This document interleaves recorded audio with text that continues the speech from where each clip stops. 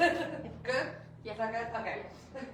All right, you guys. So we are teaching you guys about spirit boards today. Okay. I am not a teacher. I will, however, tell you guys what I know or don't know. Share the knowledge. I do expect participation by you guys. Okay. So this is not just me standing up here talking at you. I will ask questions. I will hopefully get you guys to answer back. Okay. Hold on, I'm going to go look at this just to make sure that you can see the... Yeah, you can perfectly. I'm sorry, I'm just double checking your work.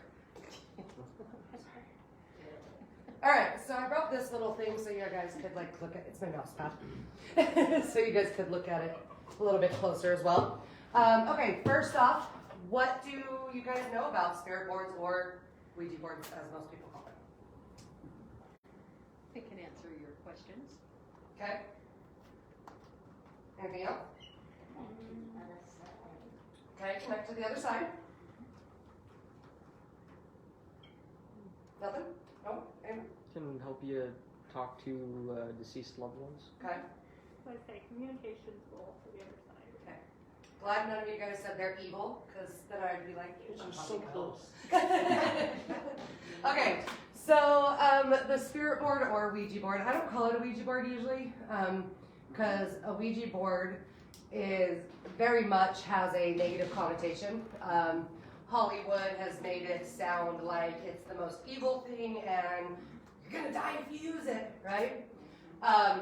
So despite the fact that my blanket says Ouija, because I couldn't find one that didn't, I don't generally call it that. Also, Ouija is the commercialized name. So in Trademark.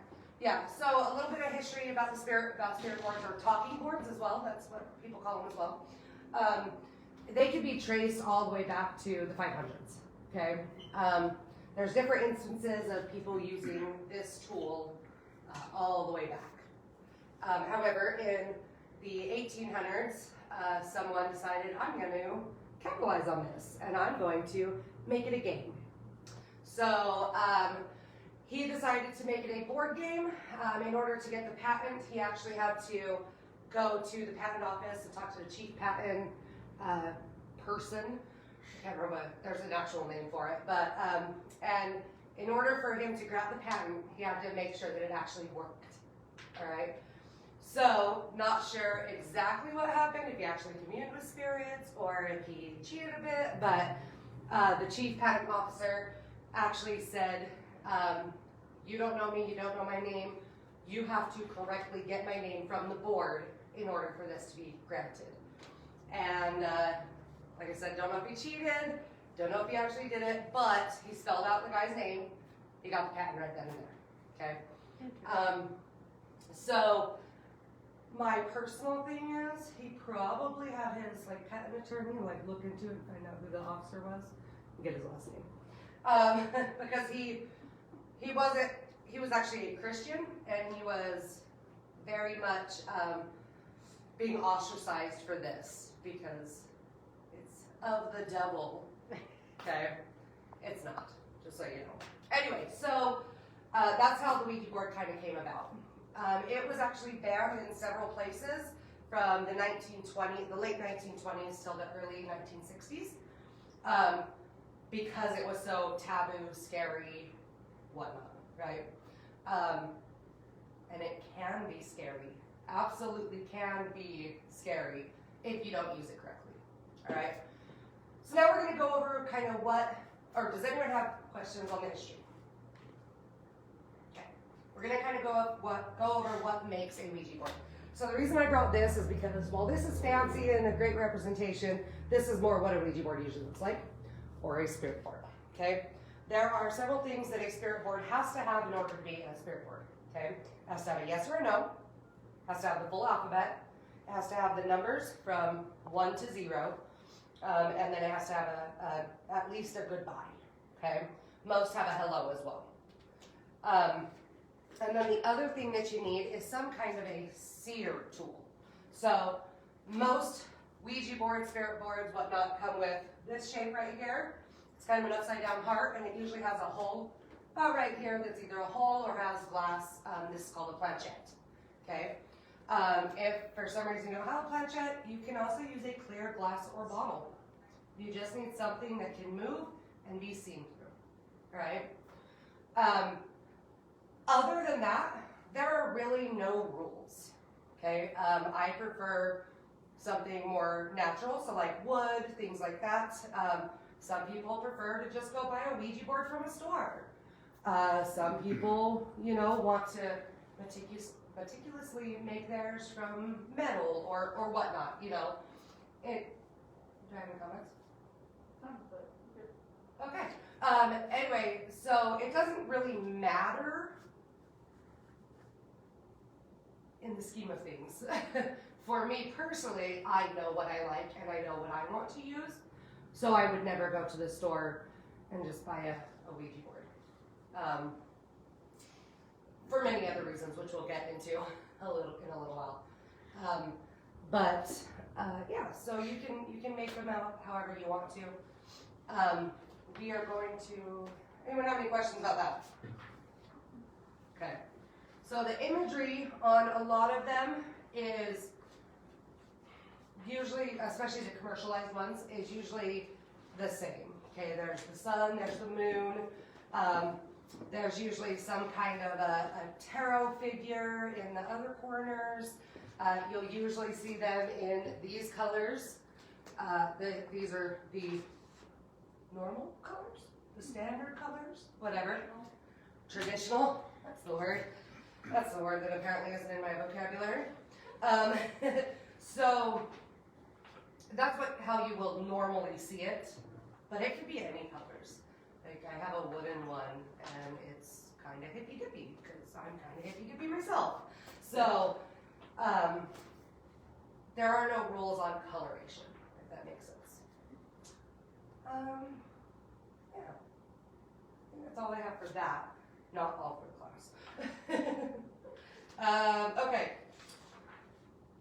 Now here's the part where I am going to. What did we call it the last class? The shit you don't do. Oh section? yeah, the do's and don'ts. Do's and don'ts, but it's a lot of don'ts. Okay, so the do's and don'ts.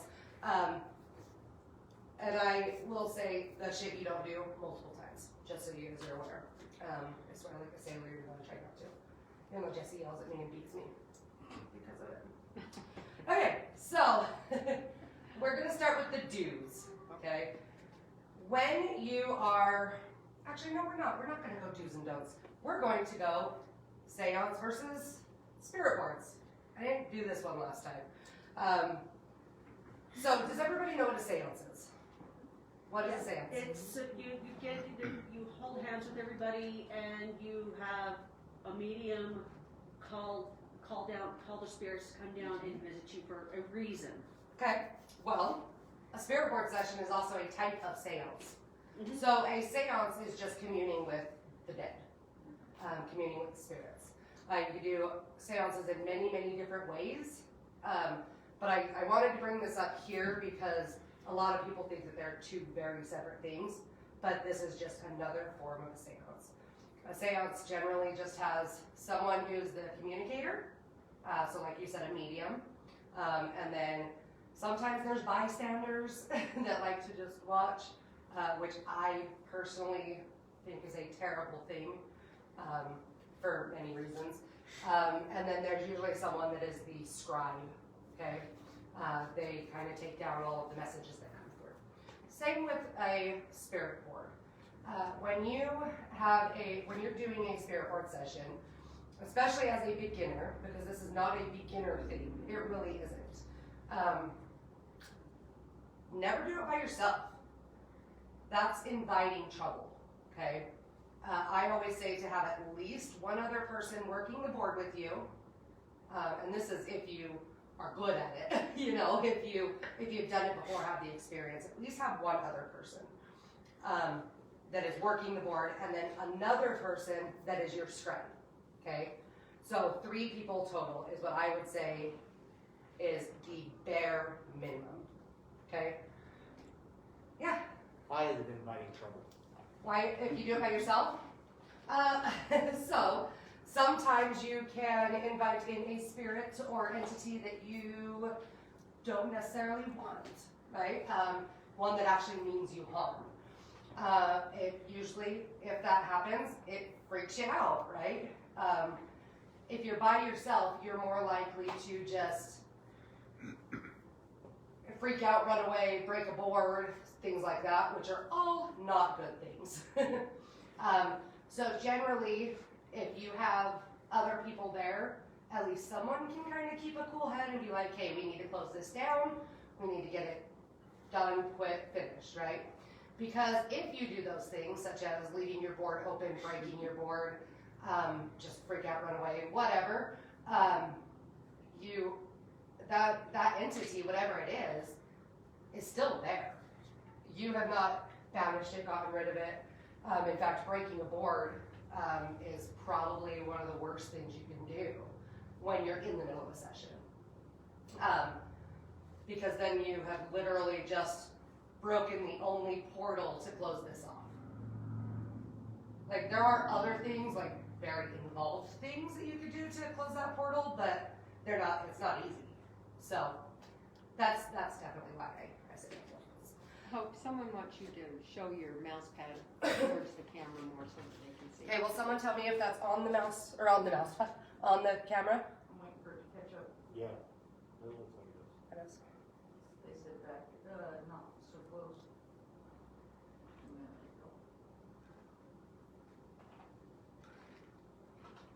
Good? Too close? I love lag. Perfect. Lynn says perfect. Lynn Rupp? Yep. Yeah. Hello, ma'am. Okay. Okay. Alright, okay, when you go into a session, make sure that everybody that is there trusts each other. Trust is a huge thing, especially when you're communing with entities, spirits, things like that, okay? I would never go find, the guy out there waiting on the bus and be like, hey, you wanna come join? Because I don't know him, I don't know anything about him, I don't know what his intentions are. And intentions are huge, right?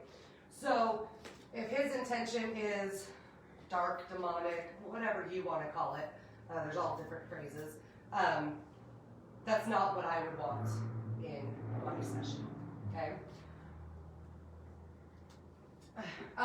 I've heard a lot of people say, oh, you can only use a spirit board or a Ouija board at night on Halloween in a graveyard.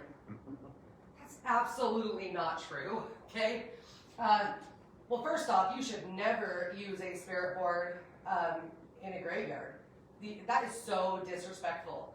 Like, this is these people's final resting place, and you are coming in there with, whether it's for fun, whether it's serious, whatnot, and you're disturbing them. That's so disrespectful, in my opinion. You should also, someplace that like a traumatic death happened, I wouldn't use it there. The higher the trauma or the worse the trauma, the more likely you're gonna have a real bad session, okay? Not only that, but entities coming through that are gonna feel that. They're gonna feel that this is traumatic. And they're not gonna wanna be there, and that's not fair to them, right? In my opinion. I have to say, in my opinion. So I like, let's see. I don't even know where I'm at on this. Do you like that? Allegra agrees with you on the cemetery not going into the. Thank you, Allegra. Okay. Soberness. I know it might seem like fun or a good idea or something to get drunk, get high, do whatever you do, recreationally, and pull out a spirit board. It's not. Because when you're drunk, when you're high, whatever, your inhibitions are lowered. And there have been many documented cases of people messing with spirit boards, inhibitions lowered, and that gives them kind of a gateway to possess, to join our world again for a little while, okay? Not only that, but if you're drunk, high, inebriated in any way, you may not remember to close the board. You may not remember to close that portal. That's one of the, I don't know if you can tell by how many times I said close the portal, that's a big thing. Yeah, so be sober. Make sure everybody that's with you is sober. Okay? It may seem like a little thing, but it's actually a really big thing. So, any questions on that so far? No? Okay, here we go. Okay, I'm going to read you some do-nots. Or how about some do's? We'll do some do's. Do always do some form of cleansing on the board and all participants before and after your session. Some people recommend sage. I love Palo. It just honestly is up to you what kind of a purification or cleansing ritual you're into. Okay? I don't think any of them are bad per se. I feel like if you have a ritual for cleansing where you have to take a shower with 9,000 different herbs and oils and things like, do it, right? It's whatever is most comfortable and works best for you, all right? And once again, on the board and everybody there, including the scribe, who will not actually be touching the board, okay? Sorry, let me find some more do's on this list. They're mostly do not, because there's a lot of things you shouldn't do. If you're going to do it inside, which I do not recommend, can you tell I'm trying not to scare people as much as the last one? Yeah. Okay. Apparently the last one was super intense and I'm super scary to people. You didn't scare me. Good. Not at all. Good. Only So, here. only Garrett. Garrett wasn't here the last.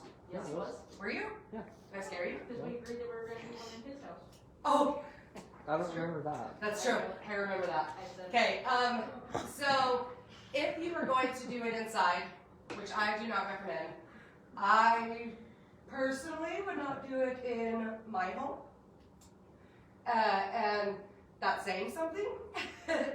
So take that for what it is. Like, if I'm not going to do it in my house, you probably shouldn't do it in yours either. So some people, I would probably do it like here in the basement, just because I feel like we could totally cleanse, block, shield enough that it wouldn't really do anything. So what's the difference? What's the difference? Here versus your home? I don't live here. You don't live here. You don't live here. Maybe you guys live here, I don't know. But I'm pretty sure you don't live here. Okay, it's not inhabited all the time. And not only that, but there are so many different energies, different things, activities that go on. Mm-hmm. I used a Ouija board last night on my porch and smudged the whole house because I got scared. Kylie, did you close your session? Tell me if she answers. But there's so many different energies in and out of here. Usually your homes are pretty much the same energies, right? The people or animals that live there, the entities that live there, because a lot of people do have spirits in their home, right? Yes, of course. And, good job. And that's actually good. Like, you used it on your porch, you got make sure that every place is clean. I don't think you can over cleanse. How's that? Anyway, so your home usually has certain energies, and every once in a while other people come in, right? But like a store has how many different energies? Plus, how often do we cleanse here? Like, yeah. And this is probably an odd question, but everything's like done online. So what if you were to watch one that's going on in lifetime, like over Zoom or something? Is that in your home? Like, I'm just curious, like how. I don't know. Just if that were That's a great question. One of which I don't have an answer to, like a concrete answer, because as the time is changing, more and more is electronic. I haven't heard any bad stories of it. Me personally, though, I probably would not broadcast a session, whether on Zoom or on Facebook or whatever, just because, like I said, you have to know and trust the different energies that are there that are working it. And I don't know how you could absolutely know and trust every single person that could possibly Well, jump like on. if they were invited. Yeah, Does that make that's sense? true. Like they have a little group, and if you're invited, like I don't know, I'm just curious. No, yeah, no, because it's so plausible in this time, like you know. Yeah, and I think it could absolutely be done. I personally wouldn't do it, Sure. if that makes sense. But also take that with knowing that I don't like technology. So,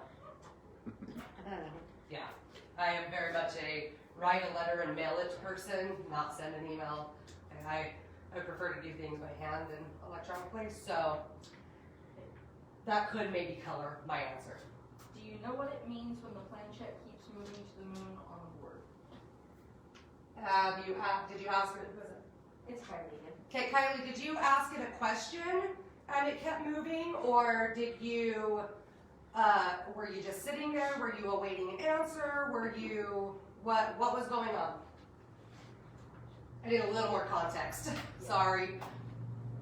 Okay, so while I'm waiting for that, I'll do some more reviews. So they say to darken the room because it entices the spirits, right? I would say that yes, if you're doing it inside, absolutely have a darkened area. Okay. It's rid of distractions. Huh? It's rid of distractions. Speaking of distractions, avoid possible distractions by turning off the television, your cell phone. Some people play. Yeah, go potty. Make sure your pets are put away. If you have pets, make sure that you know your little ones aren't gonna run in the middle of your set. You know, all those types of distractions. Make sure that you have put aside 2 to 3 hours that is distraction free. Okay. This one, I put it in here because some people are of this train of thought. She responded. Sorry, yes, I was asking a question. Every time I asked a question, it would move to the moon. So we ended up just saying goodbye and closed the board. Okay. So I would say, have you verified that whoever you were trying to contact was the correct person? Because it sounds like you may have gotten a trickster. So, generally speaking, you don't want to just invite everybody in because you never know what you're going to get. You know, generally you go in with a mind frame or a mindset of, this is who I want to try to contact. That does not mean that they are going to show up because they are not at your whim, okay? That means that that is who you are trying to get. So sometimes you can do a session and sit there for 3 hours and get absolutely nothing. That person does not want to talk to you right this second.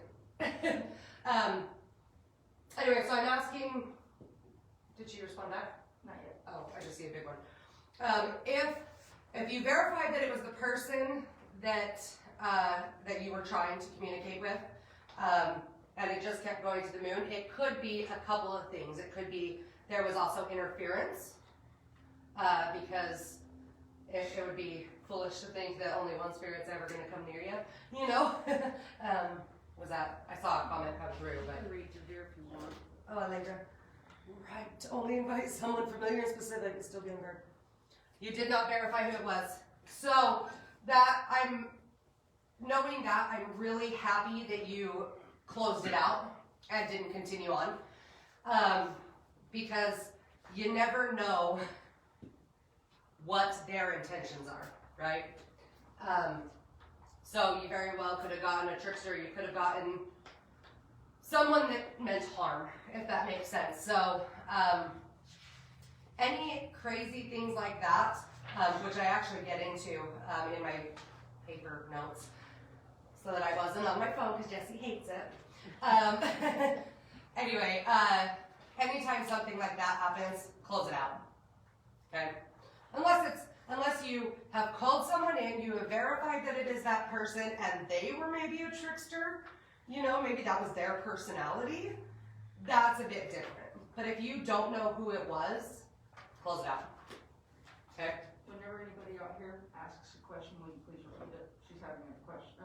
Somebody's having a hard time hearing them. Oh yeah, yep, I will. Okay, so this one, I'm going back to it. I personally don't care about this one. Some people really do. But they say that you're always supposed to balance the board on your knees, anyone that is participating. So if, say, there's 3 people participating in the scribe that's over here, okay? The 3 people participating would be like one here, one here, one here, and all of their knees would be touching, the board would be on the knees, okay? I personally don't subscribe to that. It's not something that resonates with me, so I don't do that. I will use a table, I will use the ground. In fact, 90% of the time that I do sessions, it is outside under a tree with a blanket on the ground, and you know, because that's me. But some people do say that you have to do that. I've never had an issue, ever. Some people say not to use, not to put it on like a desk or a table or anything like that, because the spirit could come through and could embed themselves in that, which sure could probably happen. But if you're doing your openings and closings and your cleansings and taking care of it how you're supposed to, it's not going to matter. Does that make sense? Once again, that's my personal opinion. Okay, always warm the board up before you start, okay? Some people warm the board up by moving the planchette to each individual thing. So you would say, start it here, you'd move it from your yes to your no, to your goodbye, to each individual number, to each individual letter. Some people do it that way. Some people do it by taking it and just going in circles around the board, okay, until they feel like it's enough. I always say at least 3 times, but until you feel like you're good, okay? Some people use the figure 8. So whatever you do, that's called warming up your board and warming up your planchette, okay? Always make sure you do that. A cold board is a dead board. So if you just pull it out and get going, you're probably not going to get any kind of anything. Or if you do get a response, probably not going to get one you want. Okay? Anything? Perfect. Okay, I already said this, but I'm going to say it again. It's worth repeating. Be specific about who you wish to communicate with. Okay? I myself don't think that it's a good idea to just be like calling everybody, right? Well, I'll talk to a random spirit A over here. Generally, if I'm doing a session, I want to make sure that if I'm doing a session, I want to talk to someone that would know the answers that I need, if that makes sense. And random spirit A probably doesn't. They might be able to fake their way through it, but they're not going to know me, they're not going to know the situations, they're not going to know any of that, right? So, I personally like to call on one specific at a time spirit, okay? Once again, that doesn't mean that they're always going to show up. Also, be cordial with them. Like, don't be a dick. That's the rule right there. I'm sorry, like that's a great rule to live by in general, but definitely when you're talking with spirits or entities, right? Like, if you want to ask them questions or want to find out things or whatnot, someone's going to be way more willing to help you if you're nice about it, right? If you are like, tell me this now, you know, they're going to be like, how about you go away, you know? So in general, in life and in death, be nice, don't be a jerk. Okay. Okay, so your scribe, okay? The scribe can participate by asking questions, but they should not have their hands on the board or the planchette, okay? Your scribe should literally be outside of your circle, square, your area, whatever, where you're doing it. They should be on the outside of it. Some people do like a circle around it when they do, so on the outside of that circle. Because their one and only job is to make sure that all the questions that are asked are written down and all the answers that come through are written down. If they notice anything, a light flickering, a candle flickering, suddenly it gets cold, whatever, that gets written down as well. Because in the moment, you might be elated by what is coming through, but you might not notice that the atmosphere around you has grown dark and stormy, right? Or you might think nothing's working, but there's things that are showing that it is, if that makes sense. So, like I said, they can ask questions, but they should not be touching the board, okay? Also, depending on what kind of spirit, who you get, whatnot, your answers, your letters may come quick. So, they have to be able to have the presence of mind to write very quickly. Also, spirits are not going to tell you, hey, you ask them, is my favorite color yellow? Or no, let's not do a yes or no. Like, what is my middle name? Right, which is a stupid question, maybe don't ask them that. They may put, like my middle name's Elizabeth. Maybe they don't really want to take the time to spell that whole thing out. Maybe they're going to put like ELZBTH. There's missing letters. But it's clearly that's still Elizabeth, like you could tell close enough. So, depending on when they died, what their personality was, you could have text speech, slang, actually spelled out words. You could have like foreign dialects, different things like that. So, just make sure that even if it doesn't make sense to describe, that there's still someone that is going to write down exactly what comes through. Yes? What does the flickering and hot and cold spots mean? It just depends on who you're trying to commune with. So a lot of times, flickering lights, flickering candles, candles going out, things like that, that is actually like a signal of, hey, there's a spirit here. However, that could also be, say a spirit's already here, you're already talking to them and having a conversation, and then that starts happening, then that could mean like, hey, stuff's going bad, we need to close this down, okay? If I ever am doing a session and I all of a sudden get cold, or there's a cold spot or a cold chill, or it's time to go. It's done. It's a wrap. Goodbye, the end, okay? A warm spot, for me, generally that means that I'm on a good track. Does that make sense? But maybe if some of you guys get cold and that makes you warm and fuzzy, or if you get warm and that makes you like scared, then maybe it's the opposite for you, right? Just like in most forms of divination, it is what is good for you guys, right? I would never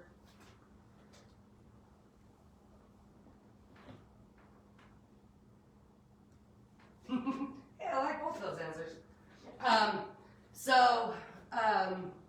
Allegra said entities pull energy from the environment around them, causing lights to flicker or cold spots, things like that, right? And then Lynn asked why close down on a cold spot. Lynn, for me, a cold spot means that something is there that I have not invited. So, a big bad or a demonic entity or a dark or a whatever you want to call it, right? Whereas I get chills if things resonate. Yep. So if you're just asking it questions and they answer, through the planchette there, but you feel a cold spot, does that mean you're trying to like manifest into this realm? My personal opinion, yes. There is not a lot of actual verifiable evidence though, because spirit boards, Ouija boards are so taboo. You can read 20 different horror stories about it, and maybe only 2 of them actually happen. So, in my opinion and my experience, yes. Yes. You said spirits that come as children are extremely dangerous. I haven't gotten there yet. You're jumping forward. Yeah. I guess we're going to kids now, okay? Just kidding. But thank you, and yes. I don't know what the yes was for, but you're welcome. Answering her question? Oh, yeah, okay. So, Meloni, is it Meloni or Melon? Lonnie. I always call you Meloni, and then I was like, no, because that sounds like baloney. That's not right. We won't go to baloney. Okay, Melon. Okay. She asked about children, if an entity or a spirit comes through as a child. And the reason she asked this is from the last class that I taught of this. I have a whole huge paragraph on it, but really children are bad, okay? In the spirit board, Ouija board way, okay? Generally, if you have a child or a childlike entity that manifests, that is a big bad, a dark good, whatever, okay? Entity that is trying to trick you into being compliant or feel like they're safe, right? Big bads, as children, will definitely, 9 times out of 10, want to manifest into this world. And children are less threatening to people, right? And so therefore, most people are like, oh, it's a child. And then they drop their shields, their walls, their protection, whatever. And so therefore, it's easier for it to come in. So children are bad, okay? Yes, little girls in white nightgowns.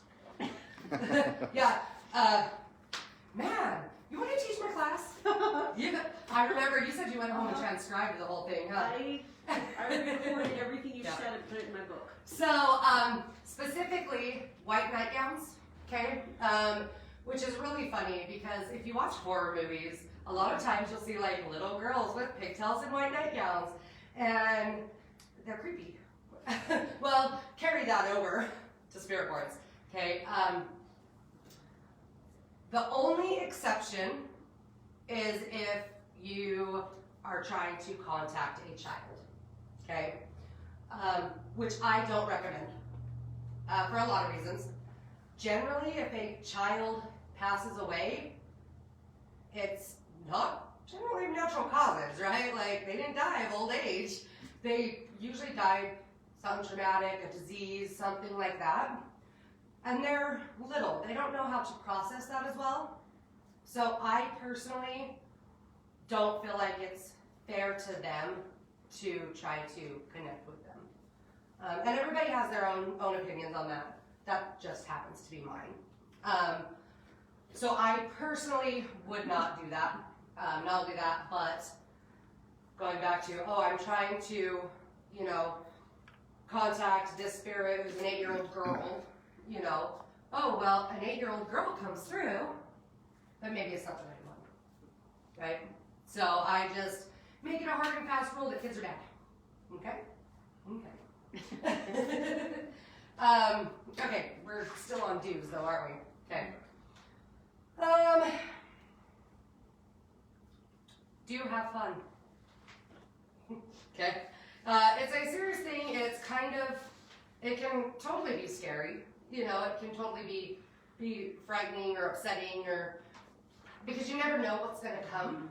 Okay. Even if the person that you are in contact with is the person that you're trying to have contact with, sometimes they can pull out truths or, let you know of things that maybe you're not ready to process. So never ask questions that you're not ready to actually know the answer to. Heather is asking, if we were to do everything by the book and had the correct shields in place, called our protections in, whatever that is, and make our boundaries clear as to who is allowed in our space, what are the chances that someone else is going to swing by? You never know. So that goes back to making sure that you trust every single person that is there, including your scribe, that you're all there for the same reasons, that you all have like a good attitude, none of your high that you're all sober, basically. It all goes back to that, because even, what do they say, the best laid plans? Go around. Yeah. So I could do every single thing right, and I could still have a mishap, and it's happened personally to me. So I would say for every 10 sessions I've done, 9 of them went perfectly as planned. Does that make sense? So there's always that little one. Doesn't matter how well you plan, shit can go bad. Next question. Can you try to connect with anybody that is past, or can only certain spirits or entities come through? Yes. So you can try to connect with whoever you want. Issue is, if you are connecting with someone you actually knew in life, okay, there are ways that you can verify it is that person. If you are trying to connect to a historical figure that you did not know, it's really hard to verify that it's that person, and any little trickster entity could be like, oh, well, that's me, I can answer the basic questions, there's no way you can know, right? And what comes to my mind is, how do you even know who that person was in life? Just because they may have this persona that's on the outside, like what we all have. Yep. Who in the world knows what happened behind closed doors? So potentially could have been them. Yep. But not in a good way, right? Because that's how they were. So unfortunately, you never know, and here's the story. Okay, so I love Leonard Skinner. Y'all probably don't know that, but I literally, if I could go back to any time, I would go back to the 70s before they went down in a plane crash, so that I could see them live as actual Leonard Skinner. Okay, smart me. My first time on a Ouija board, I attempted to contact Ronnie Van Zant, who was the lead singer. There's Ronnie, Johnny. Anyway, okay. Only one of them's dead. There's no way I could verify that. It was a really bad session, and I didn't close it down right. It took months to kind of like heal from that. So I learned the hard way by not listening to people. Okay, I literally had nightmares, and I don't do nightmares, but I literally had nightmares of zombie musicians trying to eat me. Like, it was not good. And I'm not a zombie Walking Dead person, anything like that. So it was absolutely terrifying. I'm pretty sure I'm actually scarred from it, which explains a lot. Okay. Anyway, so don't be me. Don't be me. Just make sure you know who you're trying to reach. Learn from me. Learn from me. Yeah. So if you use your intuition, yep, that's true. Others could still come through. Yep. Yep. Just big on intuition. Okay. So like I keep saying, make sure you trust everyone. Make sure you trust yourself too. Because there's some people that, are like, okay, I trust all of you, but you don't trust your own gift, your own intuition, your own, magic, whatever. Well, then there's a lack of trust that's going to go into this session, right? So just make sure that you trust yourself as well. Okay. Do nots. Back on that. Okay. Don't confuse your spirit or entity, okay? So with that being said, everybody that's in the session, including the scribe, is able to ask questions. However, you need to have one person that's designated as the questioner, okay? So scribe says, okay, I have a question. The person that actually asks the spirit the question should always be one person. So those are the two positions, in my opinion, that should always have, they shouldn't change. They should always have the same just this person is going to be the scribe for this whole session. This person is going to be the questioner for this whole session. Okay. If you're asking so many questions at once, or if this person's trying and this person's trying, you know, one, you're not going to get clear answers, and so what are you even doing, right? Generally, you do a session because you want clear answers. You have an actual question or query, whatever, you know, that you want to know about. Okay, so if you're all throwing out questions and asking at the same time and it's confusing, you're not going to get what you need. Okay. Also, my personal opinion is if you are doing a session that everybody, even before you guys do the purification stuff, to make sure you're clean, the board's clean, the area's clean, all that.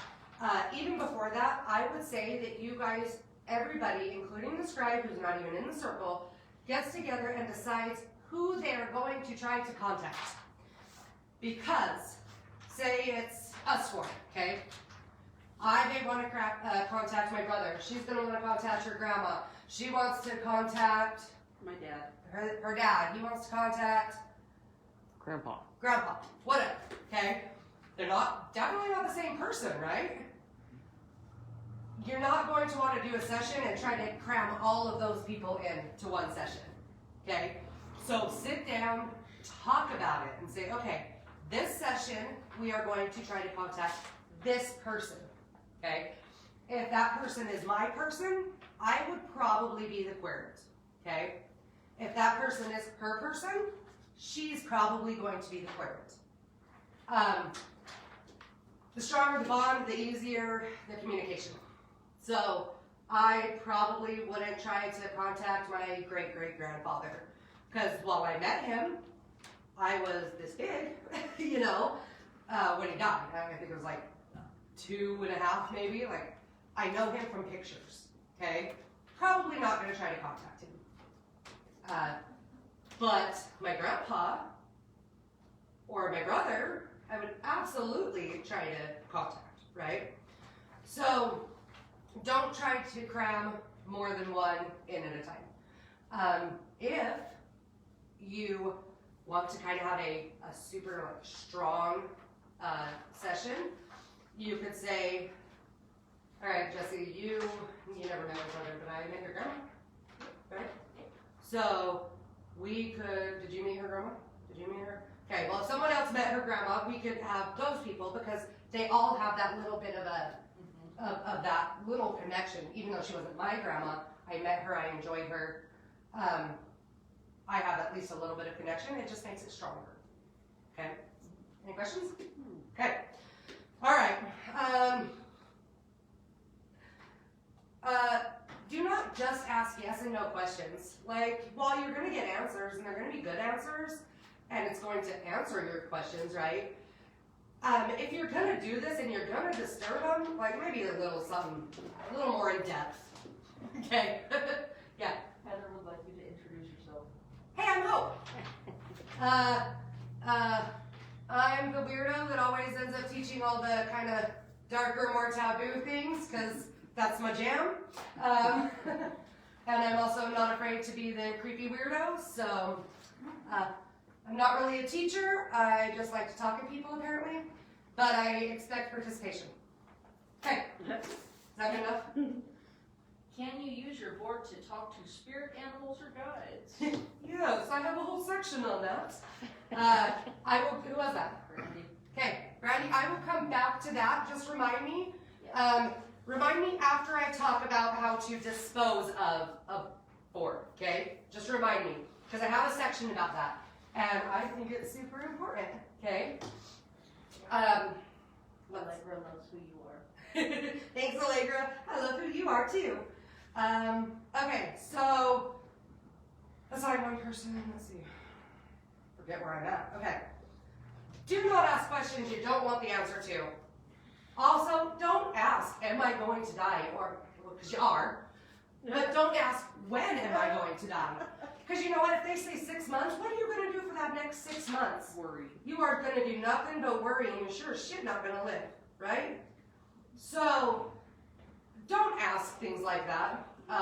I personally, if someone comes in and wants a tarot reading or a palmistry or runes or something, and that's their question, I'm going to be like, please pull a different question. Like, I'm not going to be responsible for someone spending this much of their life. And not only that, these are great tools, but they are not like the end all be all, right? So make sure you keep that in mind, because while they could say, you're going to die in 6 months, well, maybe you actually get a divorce in 6 months, because that's a type of death, right? That's the death of your marriage. Maybe, a little piece of you break. Maybe something happens. Maybe, you lose one job and go to another one. Well, that's a type of death, right? All of these are very subjective. So just make sure that you're not asking questions that you don't want the answer to, and make sure that you are taking everything with a grain of salt. Yes, ma'am? Allegra adds, I've noticed there are some things they can't answer as if we must discover it ourselves. Truth. So that's actually on my list. So you are, even if you're having a great, successful session, okay, and everything is being answered, whether you like the answers or not, sometimes you will run into those questions where you'll ask it and you get nothing. But then you ask like a different question and back to a great session, getting your answers, maybe you try to ask that question again. Oh, they cannot answer it, okay? So for me,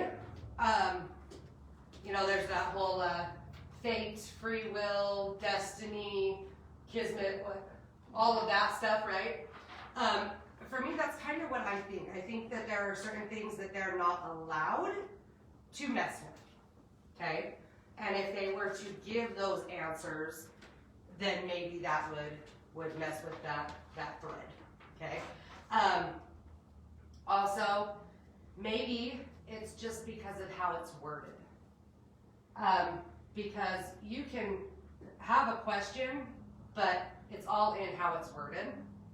So maybe if you're not getting an answer, before you say, oh, that's just something that they can't answer, maybe try to reword it and see if you get an answer that way, okay? No? Okay. All right, I've already said that. Okay, so the whole, ask it what my middle name is thing, okay? That's a verifying question. I always like to make sure that I use a verifying question. Generally, it's not something as dumb as that, right? So generally, it's something that only this spirit would know. Some kind of a past interaction, something to that effect, right? So that's generally what I like to do, but you can really ask them whatever you want to, as long as it can verify or solidify in your mind that it is the correct person, okay? Do not allow invited spirit guests to control the session. You want answers, not a lecture, okay? So this is a big one. Make sure that you and your people are the ones in control. Make sure you're the one asking the questions. Make sure that person, as much as you may want to hear from them, like, I do not want 3 hours of being yelled at for crap I've done. That's not why I'm here, right? Or not done, maybe. But you should always be the ones in control of your session. Spirits, entities, whatever you call them, are hard-headed, and they do just kind of, for the most part, want to, maybe there's so much that they need or want to say, so they can be a little overpowering. Just make sure that you guys are comfortable being more overpowering. Does that make sense? And then do not accept all communications as fact. Like I said, take things with a grain of salt. Sometimes you'll have to decipher something. Like, if someone came and gave me answers in text speak, I would be screwed. I would probably have to call my daughter and be like, what do these letters mean? Okay? But that's, that's me figuring out a way to discern the information. Also, only accept what feels right in your gut. That goes back to your intuition thing, trusting in yourself and your abilities, your gifts, magic, whatever. Just make sure that if it feels wrong or icky, everybody has that type of feeling, right? That they're like, nope, this isn't right. Like your grandpa talking to you in text speak? Yeah. But just believe that that's, if it's bad, it's probably not right. Okay? Okay, questions on all of the don'ts, unless you want me to have some more don'ts. Because I do have more don'ts. Go ahead. Okay, I understand, asking a specific question relative to you that you want an answer to, but can you or have you ever asked a question, to them, like, what's it like over there, Mm-hmm. So, yes. So, once you have what? Reiterate for everybody else to hear. Oh, sorry. The question was, they get the asking a question that's specific to us, but is there any time that you would ask, like, what's over there, or how's it like over there, or things like that? Okay. So yes. So after you have verified that it is who it is, then you're welcome to ask whatever you want. I would not be stuck too long on what's it like in heaven, what's it like in hell, what's it like in the fifth dimension, or whatever your belief system is, right? Because everybody's is different. Sure, right. So I would not be stuck on that. But absolutely, you are able to ask those questions. I would not say, oh, describe the fields over there for me, Right. You're kind of wasting your time on theirs. But if you want to say, is it light over there? Is it dark over there? Is it pretty? Is it ugly? Is it pleasant? Yeah. Right, Yep. yeah, okay. Then absolutely. One question that a lot of people love to ask is, are you at peace over there? Okay? And I don't feel like there's any harm in asking that question. However, just remember that your idea of peace may not be the same as her idea of peace, may not be the same as hers or mine or whatever, right? So it is all subjective. All right? I wanted to mention, I was using a psychic circle, and I asked my sister after she passed, where did she land? Because I had just read the book, The Earth, the Cosmos, and You. And this is the answer I got. It went to the P, D, and then the word far, Okay. the I, and then the R, and that's how my sister talked, Purdy far I-R. Okay, cool. that's fantastic. That's fantastic. Well, Heather just said that her grandmother smiled and just said, it just is. So, and it's funny because what we attribute as the afterlife, like I said, heaven, hell, cosmos, whatever, may not be what that person thought of the afterlife either. Like, so maybe in my family, our belief is when someone passes away, they go and they get their own star, okay? So we actually purchase a star and name it after them, and I have a lot of stars, just so you guys know. And so one of my questions is, how do you like your star? Okay? So far I've never had someone say, what the hell are you talking about? I'm not on a star, I'm in the middle of a mist-filled plate, So far I haven't had anything like that, but you could. So kind of following along that last question of what you're just talking about, wanting to be respectful and all that, is there a time from when somebody passes to when you should try to communicate with them? I mean, Soul shop. What? Soul shock, she said. Soul shot, yeah. So he asked, is there a certain amount of time that you should wait or something from the time that a person passes until you should try to commune with them? Personally, once again, there's not real evidence of yes or no. Personally, I would, especially if it's a loved one, because you're grieving, okay? And we're supposed to be, sober. Right. And grief, it can be it can very much inhibit us. And so I would say, yes, wait until you personally are strong enough to handle that. Okay? Do I think that there's like that transition phase, whatever? In my beliefs, no. In your beliefs, there might be. In your beliefs, there are. Depends on how they died. So, and that's the next thing. It honestly also depends on how they passed away. If they died in a drunken car crash versus if they died at home in their sleep peacefully, it's probably going to be a bit easier for their souls or their spirits, whatever, to be at peace. Accept the fact that they're gone, right? Right. Right, okay. If you passed away, you know, you're 90, you're in your sleep, you know, That makes versus sense. that, right? So it's totally subjective. Yeah, I actually saw something come through. Okay,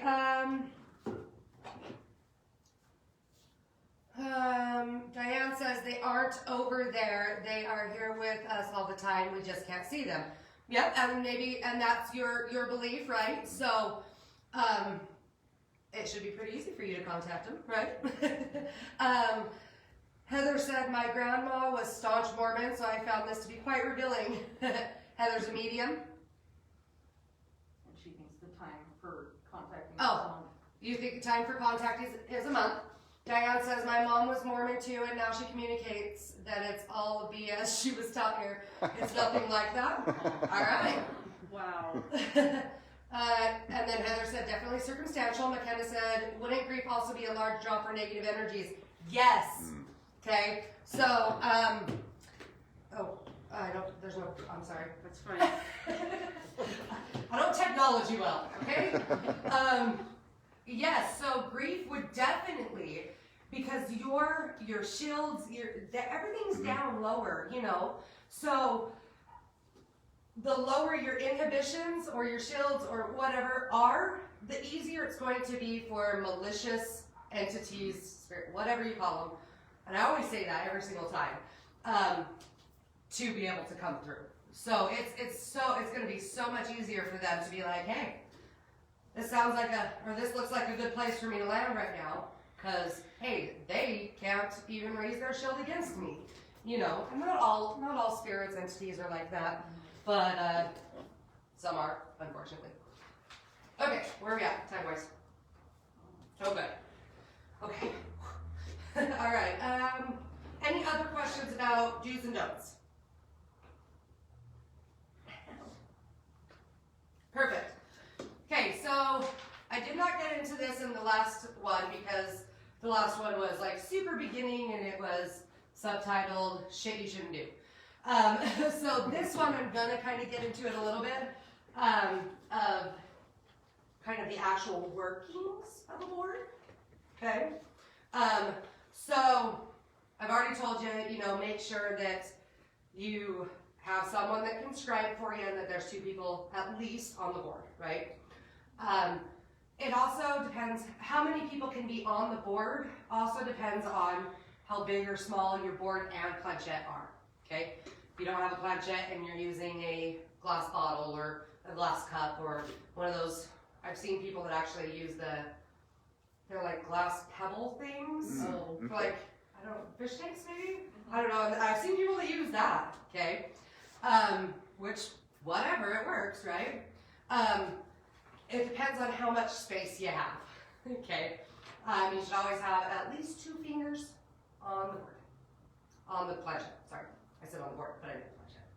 Okay, I've already told you to make sure that you warm the board up, right? Okay, yeah. Lynn wants to know, if you don't have a personal shield or of protection, what do you suggest? A couple of things. Either one, don't do it. That's the biggest one. Don't. If you don't feel like you can shield enough or that you have enough of a protective barrier, don't even try. With that being said, some people don't use things like shields or whatnot. Some people use like a talisman, right? So maybe like, okay, the tree of life is one of my symbols, right? Like clearly other people can have it, but it's one of my power symbols is what I use it for, right? So which is in no way protection, but that's where I'm going with this.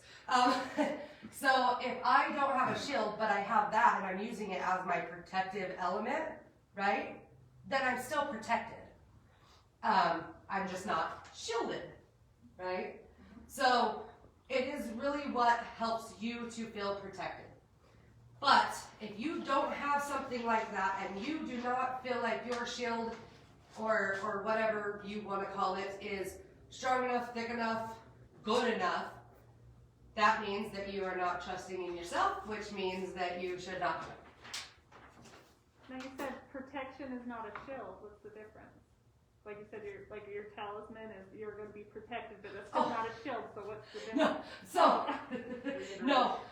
Sorry, I used probably the worst analogy because I was saying that my tree of life is not in any way part of protection.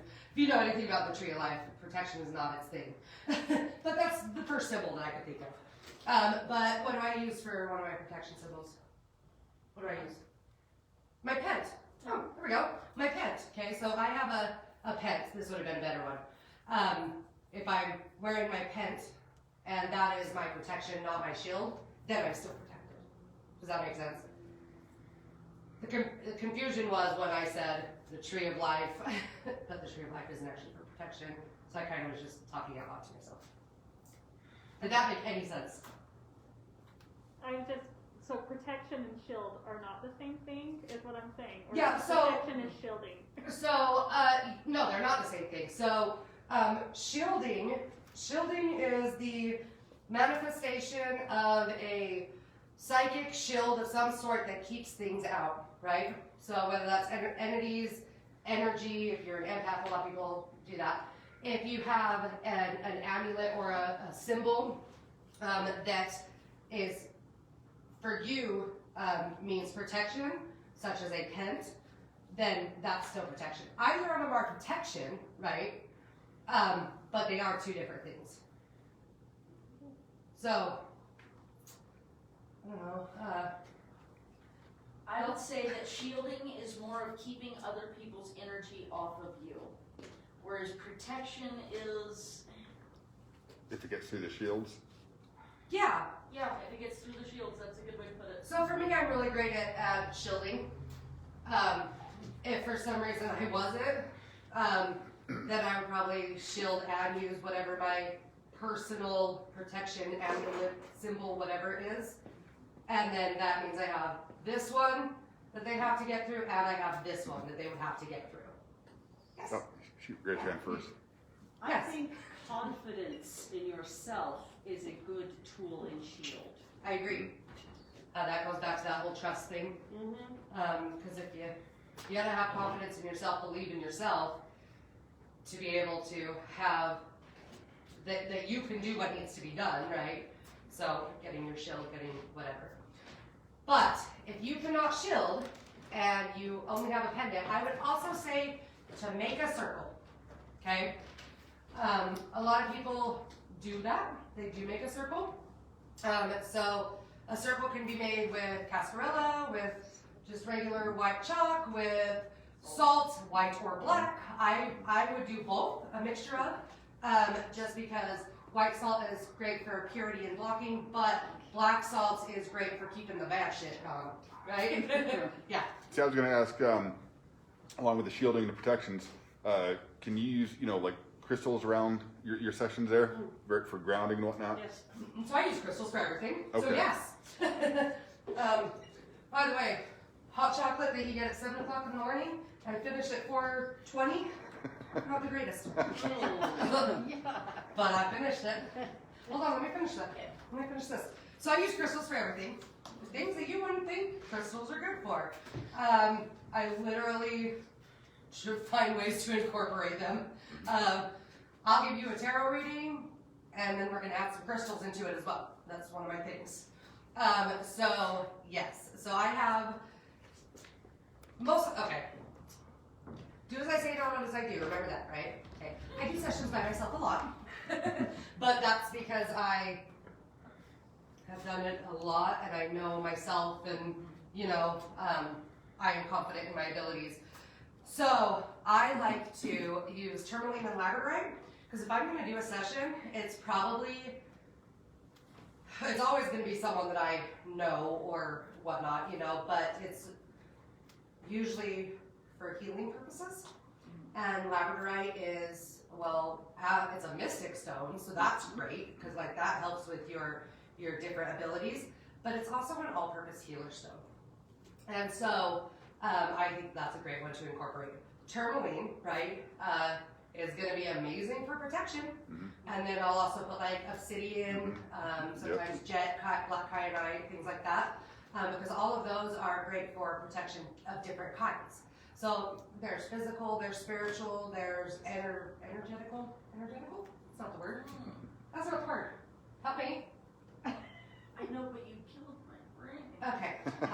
Energy protection. How's that better? Okay. Energetical? What the hell kind of... That's not right. I know that's not right, you guys, but I don't know what the word is. Should some of the stones be used for grounding? You can use Yes. grounding stones. Use Yeah. grounding stones for it? Yeah. Okay. Grounding stones are great for everything. So, once again, I use stones for everything. So, the answer for me is always going to be like, yeah, I use stones. I would definitely not put like an amplifier stone in there. Like maybe let's not put a clear quartz point. Yeah. Maybe a smoky quartz point, which is still an amplifier, but it's also one to see through bullshit. Oh, yeah. So, maybe that, but definitely not a clear quartz because that's an amplifier stone, and I really don't want my signal that I'm trying to put out to one specific spirit. I don't want it to go to everyone, right?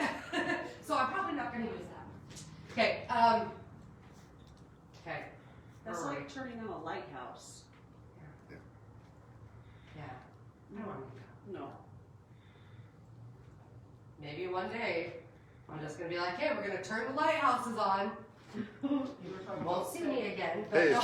it's 2020. What the heck, right? Right. Well, What else can Exactly. Maybe that's the 2020 bingo for November. Oh, let's not do that. Okay, were there any other questions on there? Okay, any questions from you guys? No? Yes? Maybe. Okay. All right, so where were we? This is important. I feel that you should always have like something that shows purification or purity or whatnot in your circle or whatever, you know. So a lot of people use a white candle as that, and that's also kind of a beacon of, is this going wrong? if that starts really flickering or it goes out or something like that, then you know to close it down, right? It's kind of your alarm system. But I feel like if you use a white one, perfect. If you want to use additional ones, perfect as well. So, black one, because the black one would definitely help keep the dark entities away, right? If I was trying to go for my brother, I would probably, you know, bring a green one out. Green was his favorite color. It was also, like his favorite guitar was green. So each different thing means a different thing. So I don't feel like you can use too many, but I feel like you need to at least always use the one white, okay? Some people don't like to use candles because of the fire hazard and all that stuff. I feel like you're opening yourself up to not the things that you do. When you are doing your cleansing of yourself, your space, your board, I would also cleanse that candle, okay?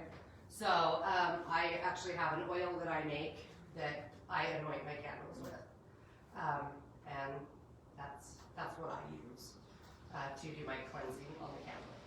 Okay.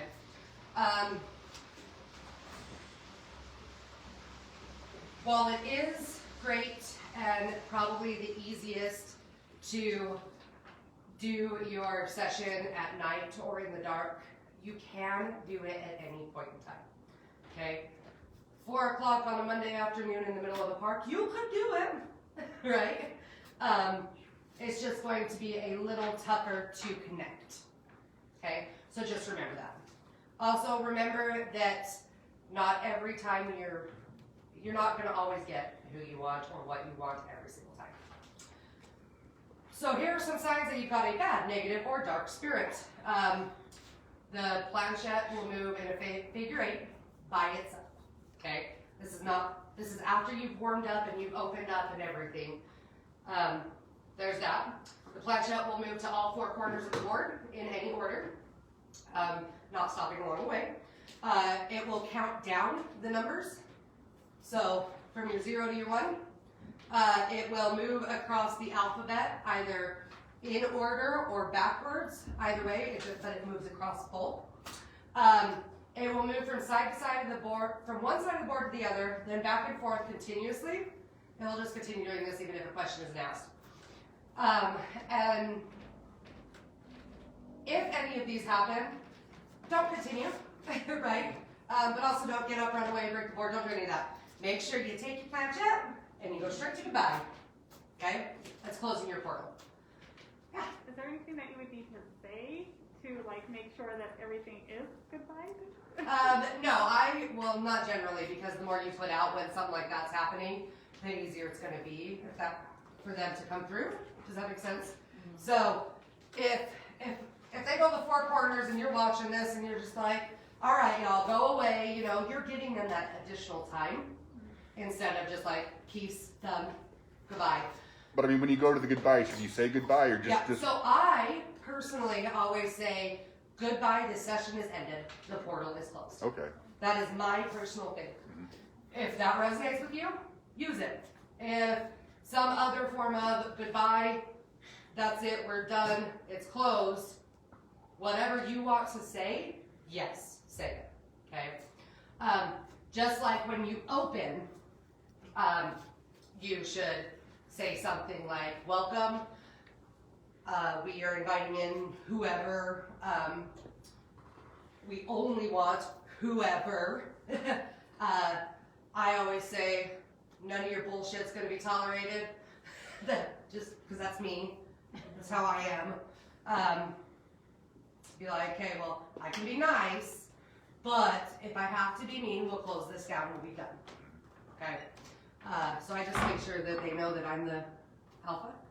Because there's a difference between having them know that you're the alpha and being a dick. Mm-hmm. Right? So I like just to make sure from start to finish that they know that they're not going to be the ones in charge, that I am. That I want their help, but I'm still going to be the one leading this. This goes back to anyway, don't be a dick. Okay, alright. If for some reason you have a spirit board, a Ouija board, a whatever, talking board, whatever you want to call them, whether it's homemade, purchased, the cardboard ones, or the game, whatever, okay, and you think that it is possessed, you think that it is no longer working, you think that it is just straight bad, okay, you need to get rid of it. Most people, their first thought would be like, oh, well, I'm going to burn it and get rid of it. Please don't. Okay? It's one of the worst things you can do. Because anything that is in that board, any of those energies that are in that board, say one time you did not close it correctly, and now there's an energy in the board, right? Or you didn't close it correctly. Clean it correctly. Any of those, if you were to burn it, they're just going to come out. And that's not going to be a good thing. So, I do it this way. So you clean it first. Make sure it's as cleansed as you want. If it's a board that I need to get rid of, or that no longer serves its purpose, I will use salt water. I will take it to a river and let the river water cleanse it. I will do all of those and use actual water, right? Water's a huge cleanser. And then break it into 7 to 9 pieces, okay? The reason that you want to break it, and you want to break it into so many pieces, is because you don't want to easily put back together, right? And then you take those pieces, wrap them in some kind of a black cloth of some sort, Okay. I personally have used everything from a hefty trash bag, which isn't cloth, it's plastic, to like a satin tapestry. Okay. And then you could put some kind of salt in there because you want to purify. So some people swear by it has to be sea salt. Some people swear that it has to be Himalayan. You know, I just have a lot of table salt, so that's what it gets because I'm cheap and poor and I don't really care. Like it works for me. I don't think that you have to spend an arm and a leg on the fancy stuff. You know, I feel like this is what it works. You're good. Okay. Put that in the cloth, tie it all up, and then bury it. But please don't bury it at your home. Please don't. Please don't bury it at a place you frequent. Please don't bury it at a place that other people frequent. I have up on Mount McKinnon, I don't know if you guys know where that is, but we have a section that I swear if someone ever goes digging there, they're going to be like, I don't understand why 97 random crazy things are buried here. But that's where I bury all my things that I don't need anymore, you know? I was gonna ask, where do people see you going with a shovel? Mount McKinnon a lot. A lot. Anyway, after you bury it, make sure that before you go to your home, or go back to your home, that you do some kind of a cleansing or purification on yourself. I personally like Paulo. She personally likes Sage. But whatever you do, whatever your ritual is, right? Make sure you do that. If you have had to transport this in your vehicle, do a cleansing there, and then do a cleansing on your home. Okay? That just kind of, maybe it sounds like overkill, which it probably does, and it might be, but in my experience and my personal views, this is what I do. Okay? And then, any questions on that? Yes. Do you feel like you will have better success with something that you've made versus like that Ouija board because there's so many people that have such a negative thought where it's like you had so much pure intention and going into what you've made to use? Okay, so, okay. So the question is, do you think that you will have better success on something that you have made yourself, right? With like good intentions. With good intentions, things like that, versus something like that you go and buy a Ouija board or something. The answer is yes. I actually have a whole section on that. I have never purchased a Ouija board, like a Ouija board, because I don't think something that's mass produced, it doesn't. If there's good intentions, okay. If there's bad intentions, okay. But there's probably no intentions. And a space that's a complete void is almost worse than a space that has negative things. Because voids just suck up everything. So I personally would not go out and buy one. Also, if I would not go to like Savers, if I found a nice pretty wooden one, and I wouldn't buy it. Don't bring that home. You have no idea what's in that. None, right? I think we spent last class like 45 minutes on this because I feel so strongly about it. Yeah. What's the standard size? How many feet by feet should it be? I don't know that there's a standard size. Whatever, probably, people would probably say the standard size is whatever the board is from the board game, right? But I'm not sure that there is one that it has to adhere to. Okay. If that makes sense. All right. I am in the process of making a table. You guys have probably seen the tables on Facebook. That's No, like, I haven't. oh, okay, so there's like this meme going around that it's a table and it's a Ouija board. And they're like, it seems like great decor until you accidentally do this, or there's the one with the floor that's until the Roomba. And the Roomba, starts yeah, coming in. yep. Okay, Oh, yeah. so it's memes, and I was like, I love this. I know dang well though that my husband will not let me have a spirit board floor, so I have to make a table. So, and it's actually, what is this? This is the 4x8 or whatever. Yeah. So it's actually this. No, is this my table? No. That one is. No. No, my table's upstairs. Yes. Whatever side that is. Let's see.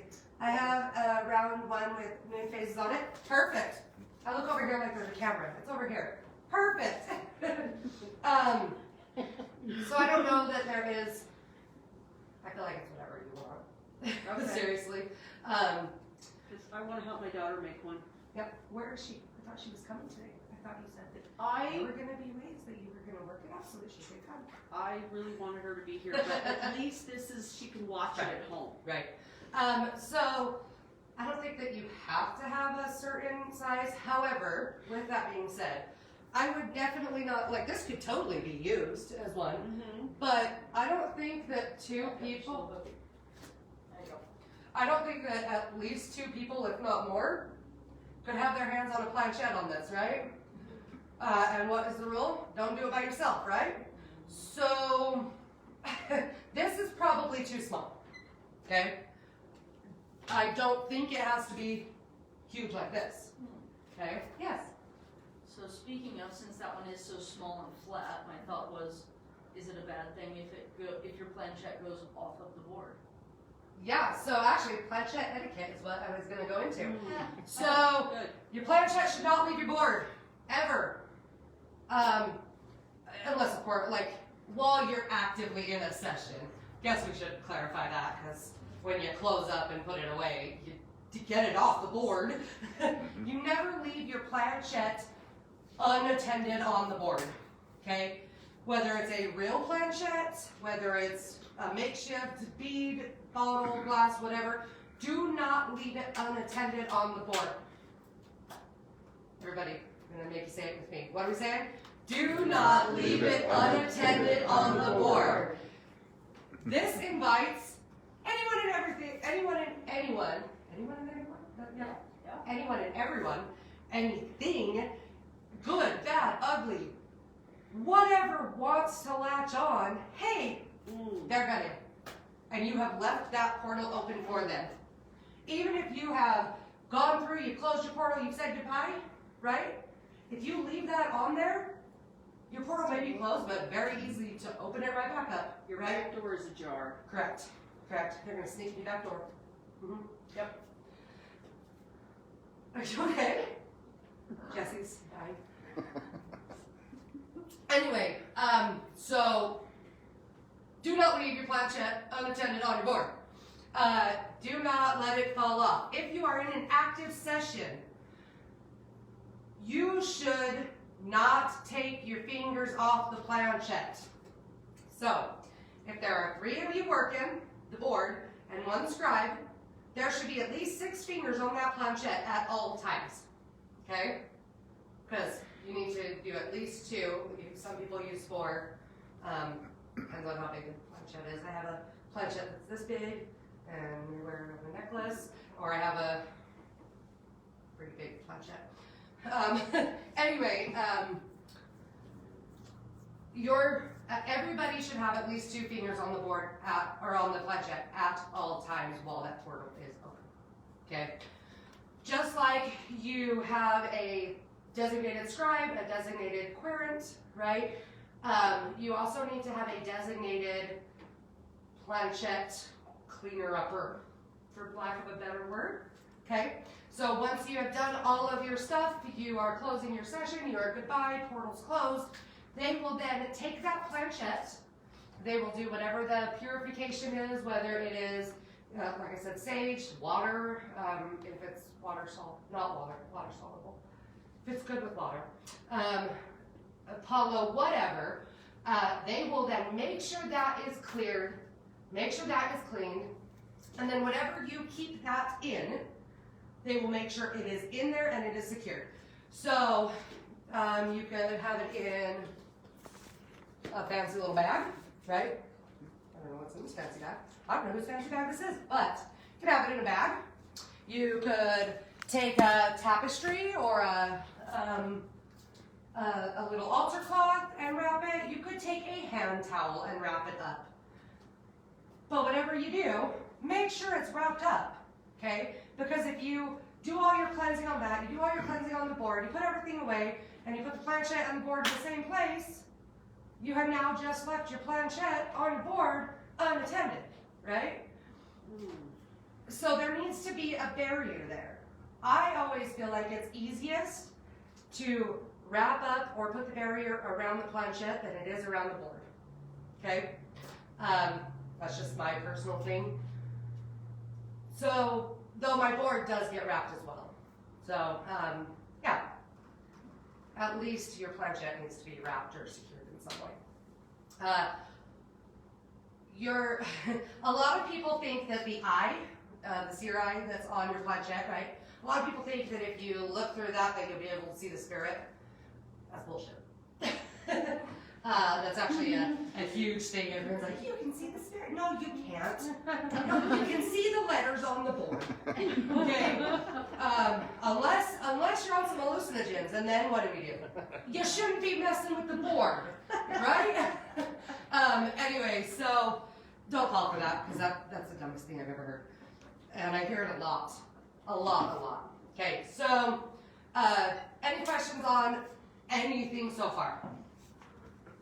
No? Okay, so last but not least, we are going to go into your spirit guides, spirit animals, spirit totems, things like that, and using a board to commune with them. Okay? So it's a little bit different. If you are trying to get an actual spirit, like a loved one, a deceased someone, versus trying to get someone that is, or something that is one of your people that help you, right? Did that make any sense at all? Yes. Okay, so the rules are kind of reversed, kind of changed when you're trying to contact a spirit guide, spirit totem, spirit animal versus that, okay? I absolutely recommend being stoned when you do, no, I'm just kidding. I teach a class on spirit walk, spirit quest, spirit fun stuff. And that is my recommend. You go get high if that's how you have to do it. Not for me, but anyway. So there's not the rule about, being sober, because you're not trying to call in an entity, like a dark or a light or a spirit like that, okay? So there's not really that. There's not really rules on having a scribe and this many people, anything like that. I still think it's a good idea. Just because sometimes, at least for the scribe, because just like if you're trying to reach out to a loved one, sometimes the messages can come fast and furious. So I absolutely think that you should at least have that. I personally do not use my same spirit board that I use for spirits or loved ones that I would use. I won't use the same one for totems. Because especially if you are trying to get like your spirit animal, well, I'm pretty sure my spirit skunk doesn't know how to spell words. Like, I'm almost positive, right? So this alphabet's not going to do anything for him. So I have a I have a much simpler spirit board that I would use for my spirit guides versus my spirit people. Maybe pictures that pertain to your questions. Yeah. So it's actually, all right. Who here had little kids that had the wooden puzzles or the wooden, the flat puzzles with wooden shapes? Those are great to make a spirit board for your spirit animals or spirit guides. Just so you're aware. And I am very much the artsy crafty pagan. So if I can make it, I'm not going to buy it. I'm cheap. I guess that's what I should have said. Artsy crafty, no, cheap. I'm just cheap. Anyway, so get one of those, and then you can cover all the stuff with base. You can paint them yourself. You can find pictures, and you can do the epoxy. You can resin. You can do all kinds of stuff so that it pertains to you, right? Or you could go on Amazon and you could buy a spirit board that is specifically for spirit animals and spirit guides. They do sell them. They're like $80, but they sell them. Last class you said, do not use an heirloom spirit board. Stick by that.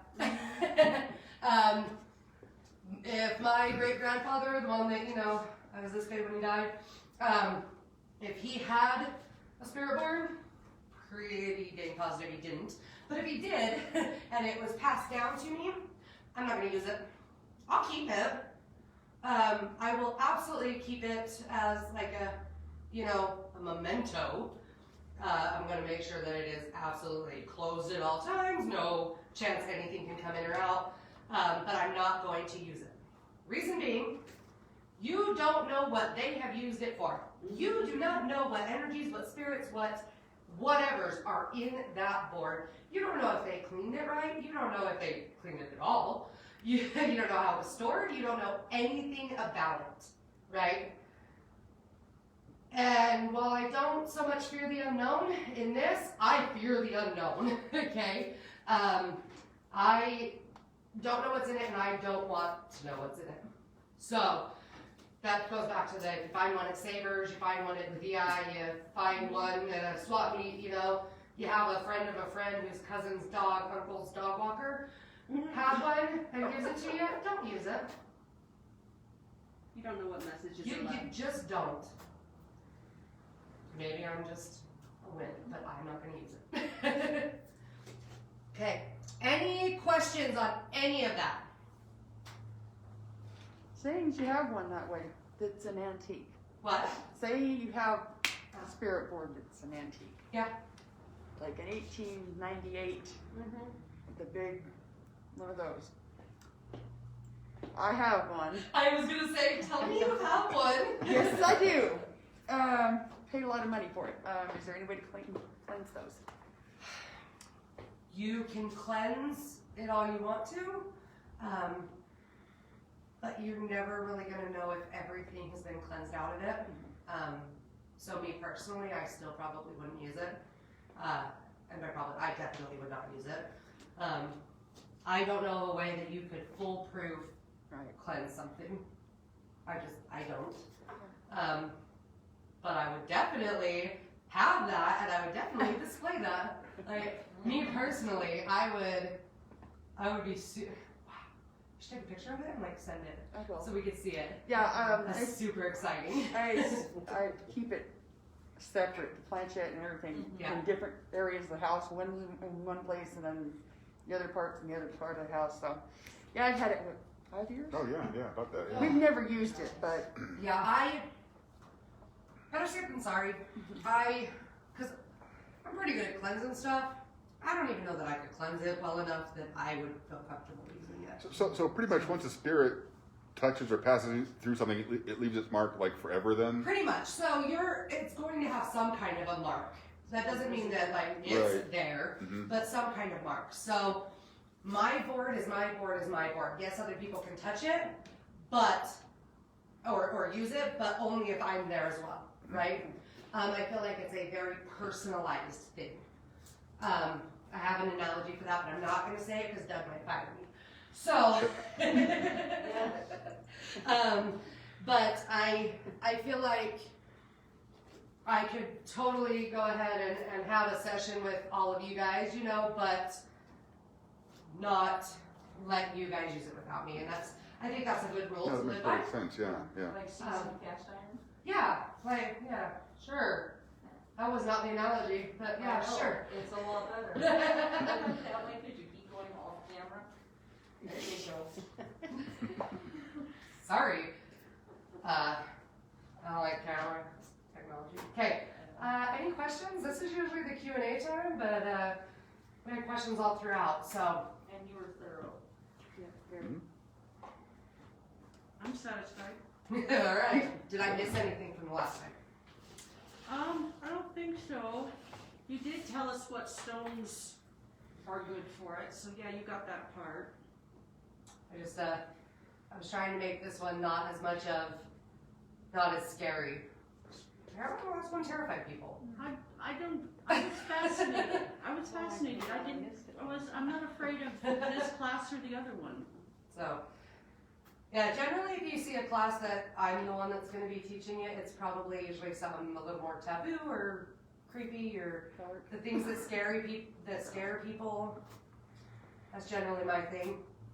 Or the things that are just super weird, like mythological creatures. That's totally my thing. That was a fun class. Well, you better tell us what the next one of those is going to be then. Right? What was the analogy she used? I couldn't hear. Cast iron. Cast Oh, yep. season. Yeah, I see you responded. Okay, any other questions? All right, class dismissed. Thank you very much. All right, I hope you guys enjoyed that. Very good.